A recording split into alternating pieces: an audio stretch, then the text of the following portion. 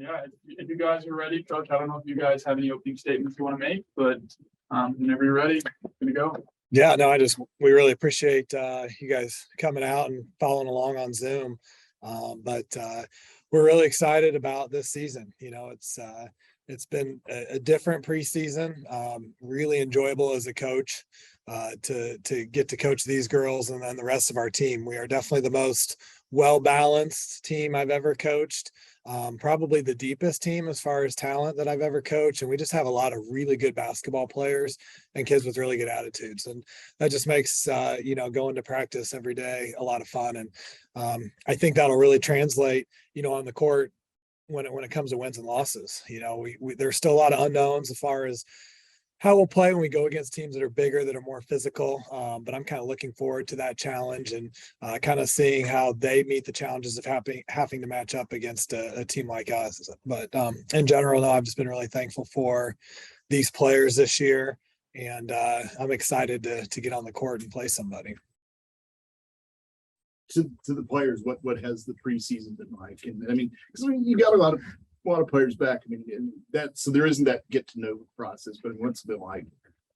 Yeah, well, we have a nice returning group, but we've got a lot of new players as well. So I think just kind of going through the processes of getting to know each other on the court, off the court. We've had a lot of great team bonding, and I feel like now, even just being a few months in, I feel closer to this team than I felt with any other team so far. So it's just kind of been a special obligation to have to get to know each other. But I think kind of like Coach was saying, it's translated really well on the court. And so it's been a fun, new, fresh experience, even though I've been here for a long time.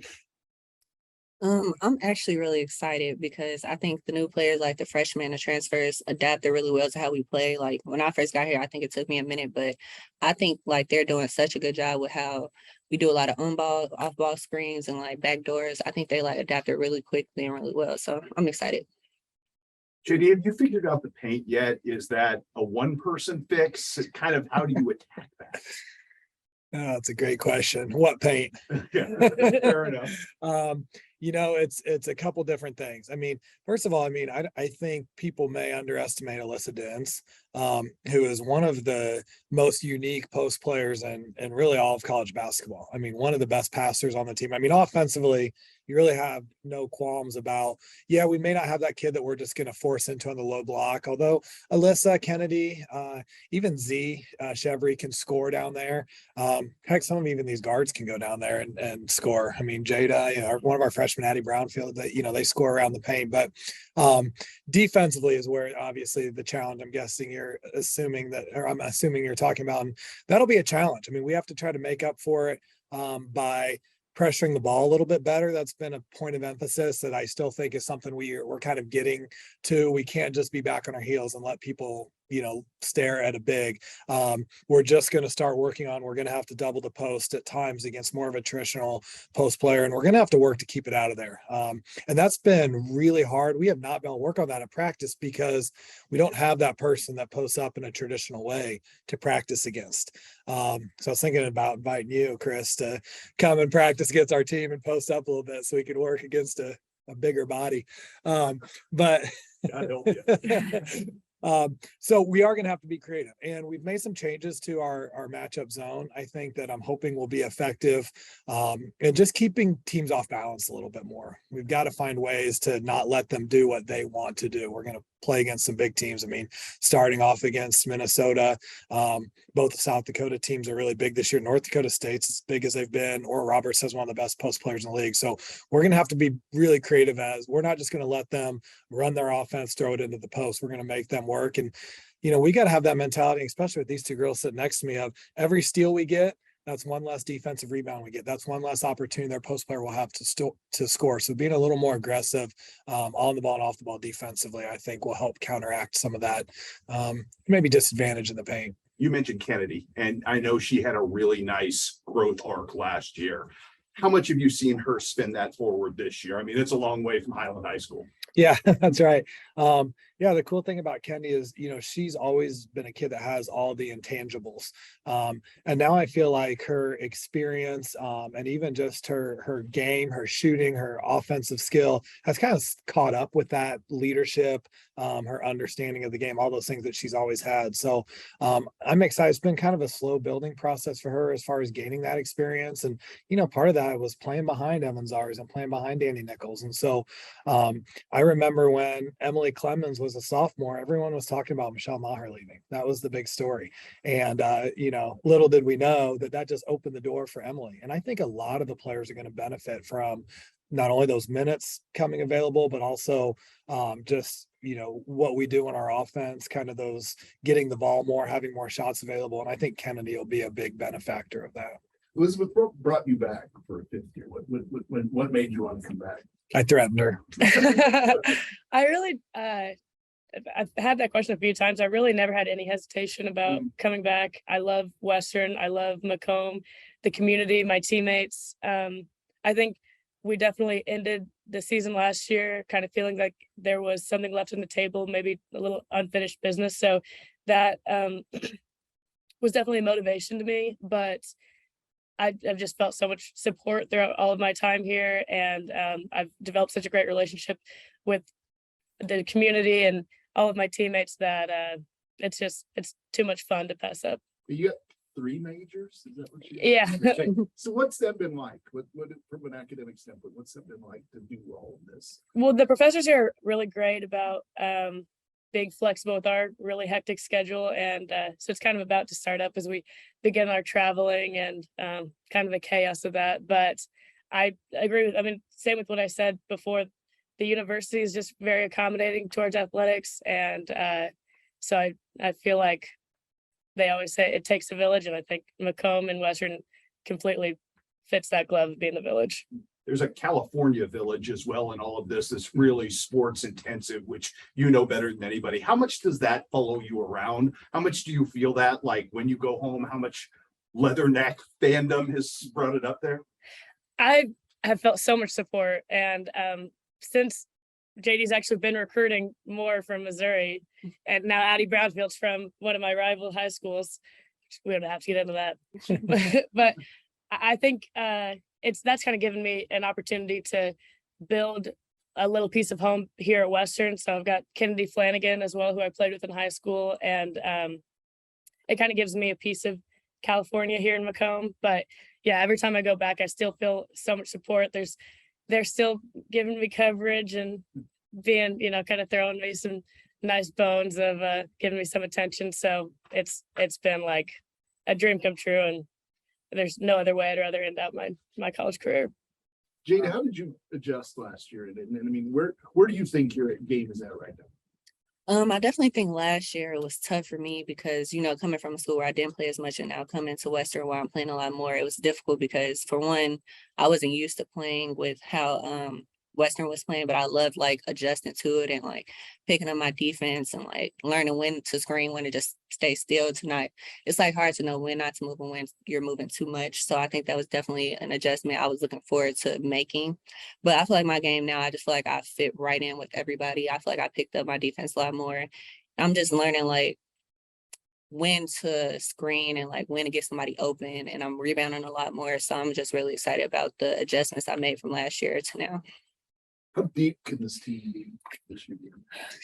We're having individual meetings right now, and usually by this time I have a pretty good idea of where our minutes are going to be and where our roles are, and I would say it's very wide open, and I think that's a good thing. Usually you have 2 or 3 kids you can count on, that are experienced and proven.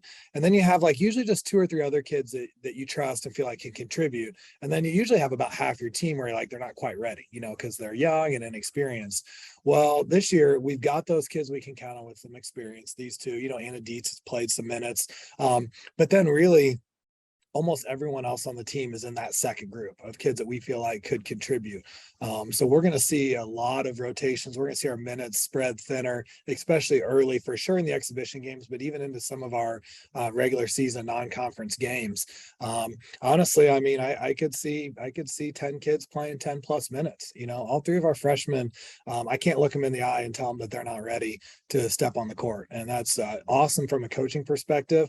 It also makes it really hard to try to divvy out the minutes when there's so many deserving people. You know, you have kids like Kennedy, Alyssa, Mallory McDermott, who I think are worthy of more minutes from last year. And then you have new kids coming in. I mean, Z Chevry definitely gives us something a little bit different. And then the freshmen are all just understand the game so well that they're all ready. So I like that. You know, we have Carla Flores coming back from injury, which sometimes we forget about her. She actually just got released yesterday officially. So the depth will really be something special. And when you talked about, you know, guarding the post and things like that, we're going to have to play harder than any team in the league. And I think in the past, we've been maybe in that upper half, in that middle of the pack, but we're going to have to take that to a new level. And so I don't think players are going to play more than, you know, 6-8 minute stretches of game time without getting a break. And I think that'll really help, you know, Jada and Elizabeth, you know, who were both playing long stretches, you know, a lot of times didn't come out in the fourth quarter last year, just to get a few more breaks and get to kind of play a little bit fresher. Elizabeth, how's your game improved over the years? I think defensively, as I've made a lot of strides, kind of starting as not being a very aggressive player and then getting a little too aggressive and now trying to find a sweet spot in between.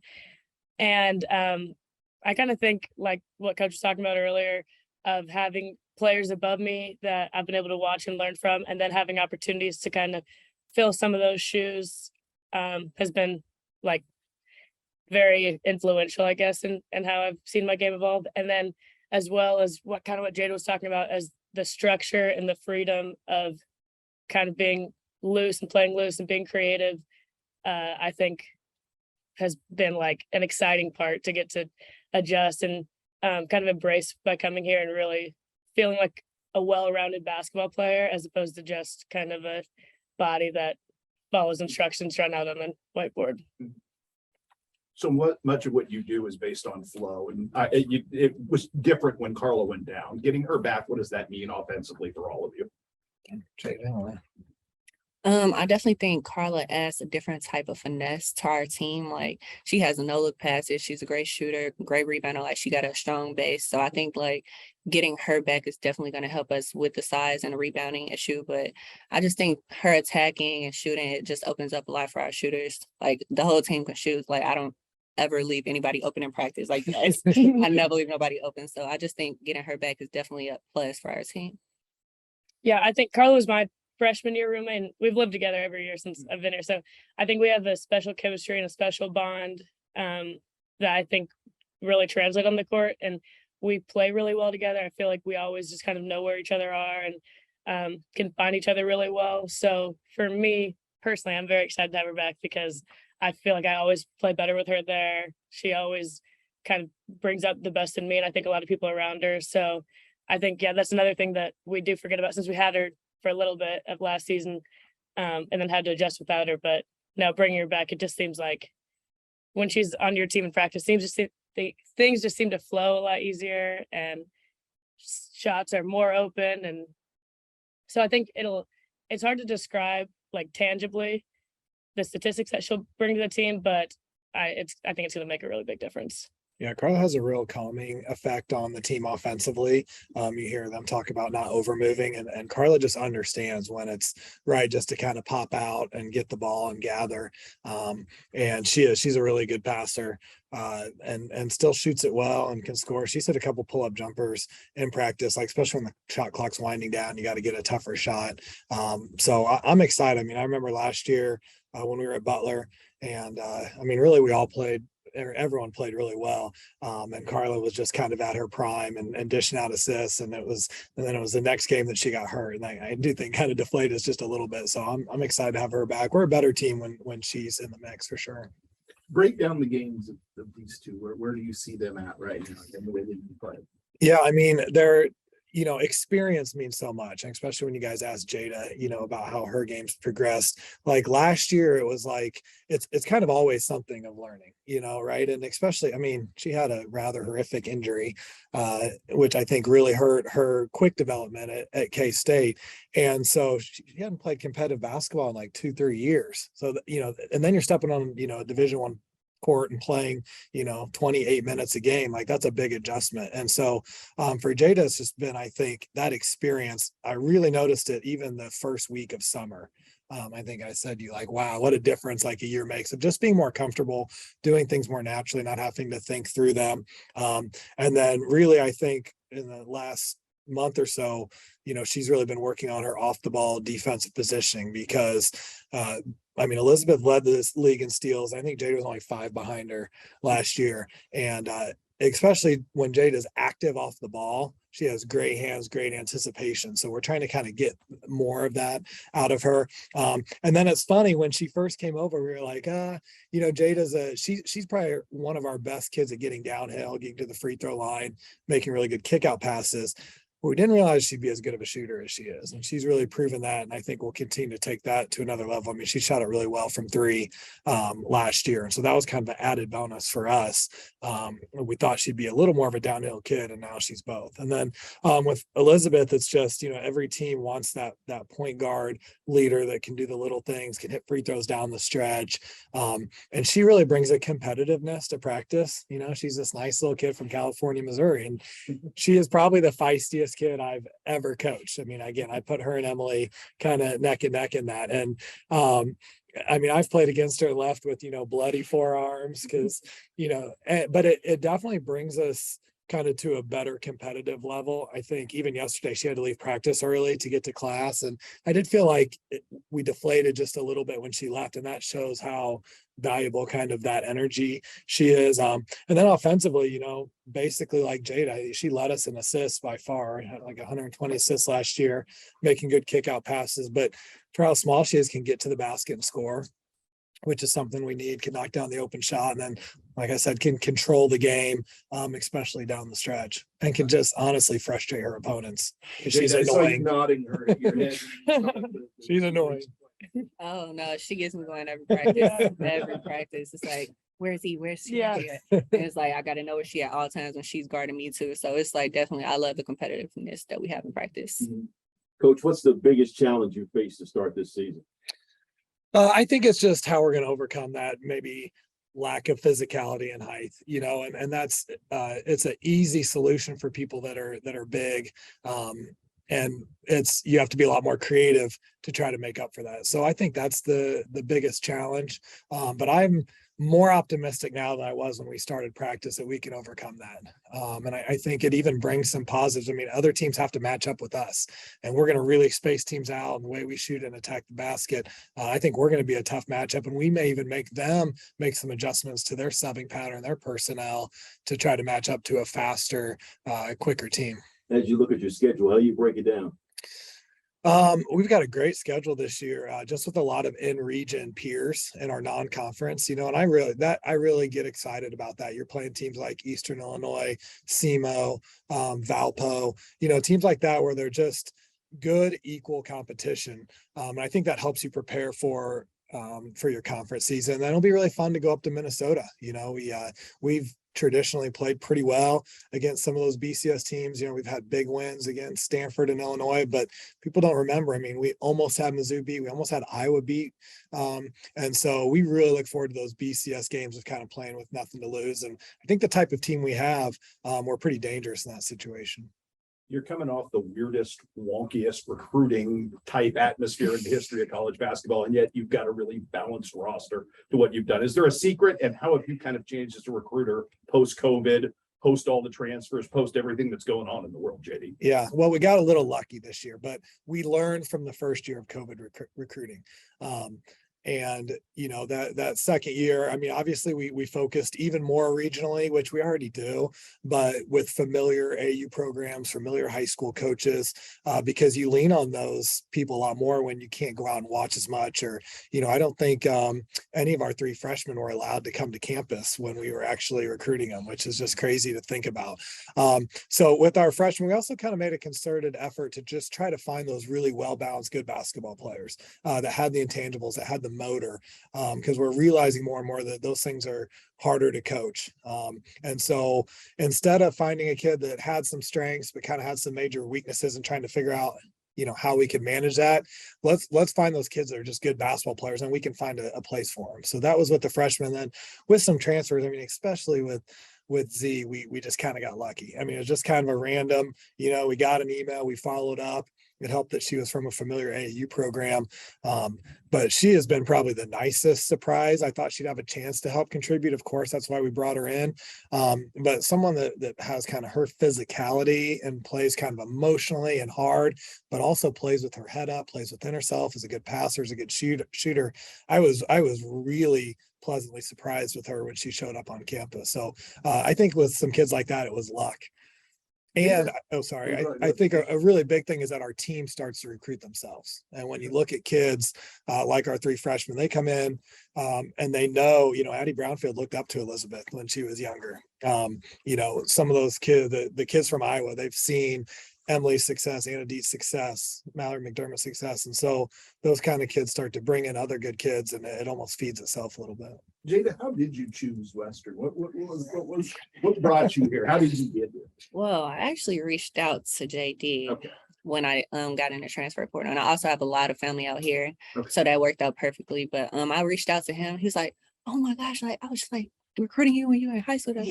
So I was like so excited. And like we had like a FaceTime call and like he offered me and I was just super excited after like I committed not even like a week later or so.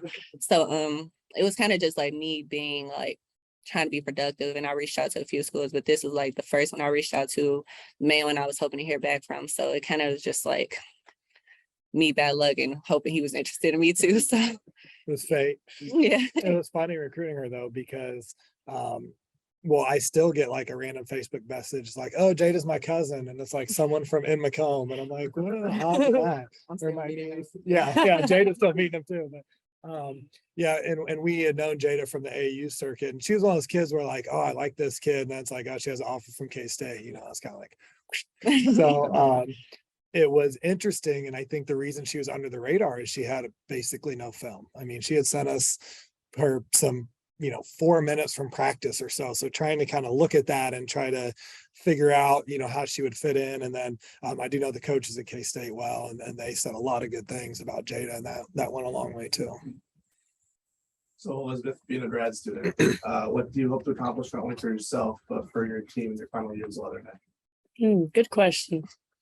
I guess just kind of enjoying the little things. We always, you know, complain about our long bus rides when we have to go to South Dakota or whatever, but we really have a lot of just great personalities on our team this year. So I think it's been really easy to find joy, not only in the mundane, but in the things that you would never think you'd look forward to. And so I guess just for the team, I want to help encourage an attitude of gratitude, because it really does go by quickly. And it's surprising to me that I'm already in my 5th year. It doesn't feel like it's been so long.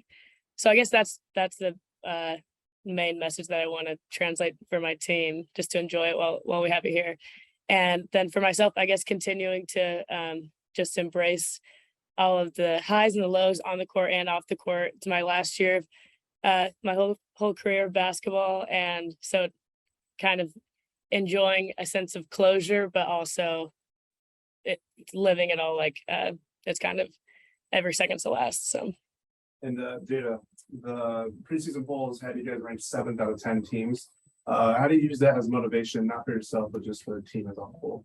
I definitely think we used that as motivation to just play harder. We weren't expecting to be, like 1 or 2, obviously, but we were definitely like looking forward to the preseason post, see where they had us, and just use that as ammunition because, we try to play as hard as we can in practice and translate that to the games. So we're definitely looking forward to like being those teams that's like 1 or 2 ahead of us and playing those top 1 or 2 teams to show everybody like, oh, that's like how you ranked us. Interesting, like we didn't think it that way, but we're definitely excited to show everybody. Like, even though we lost some good players, we're still just as good. We play just as hard and we use our fuel, like shooting and driving and kicking. We're just really excited to show everybody what we're made of. Coach, what's your spin on the preseason polls? I mean, every coach has a different take on it. Some toss them in the trash, some take it to heart. What's your take? Yeah, I mean, they're just such a reflection of the past. And I'm a very in the present person and looking at the future. And so, they're called a preseason poll. People think of them as a prediction of where you're going to finish, but they're really just a reflection of how you did last year and who you lost. And so when I think in that retrospectively, it makes sense. We got picked 7th. I think we all expect to do better than that. And our conference, there's a lot of unknowns, a lot of new coaches, a lot of players that have left. So it's going to be a really interesting year, but it gives you a little bit of motivation.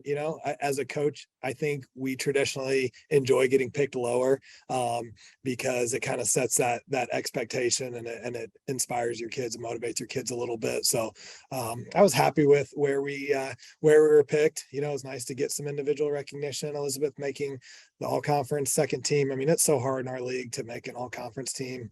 There's only 11 players that make the first and second team combined, and there's a lot of really good returners. So I think it motivates us, like Jada said.